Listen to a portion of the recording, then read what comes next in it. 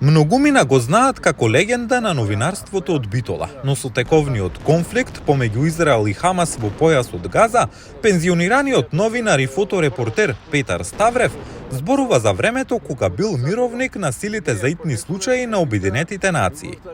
Тој бил стациониран во Израел близу Рафа, од каде до денес чува сувенир од така наречената 6-дневна војна во 1967 година.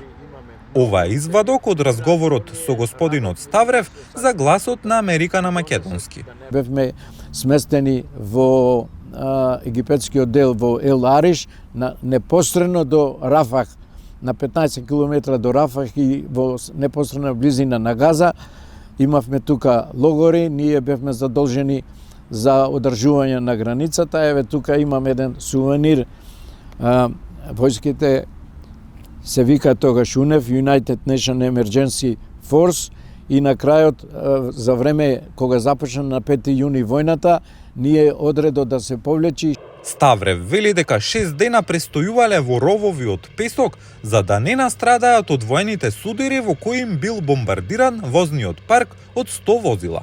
Потоа дојдоа израелските сили, не повлекоа во Израел, каде за еден како сувенир зедов една тегла песок од Синајскиот полуостров и го донесов и шлемот кој ми е еден од вака поинтересните сувенири, иако од сите други војски кои се евакуиравме, отидовме на Кипар, па додека не се вратиме во Југославија ми го бараја шлемот, меѓутоа не им го дадов тој шлем.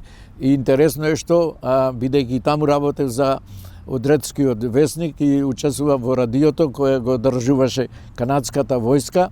Израелско-арапската војна, позната и како 6-дневна војна, се водела помеѓу Израел и арапските соседи Египет, Јордан и Сирија од 5 до 10 јуни 1967 година. Војната завршила со победа на Израел, кој ги зазел појасот Газа, Синај, Западниот брег и Голанската висорамнина.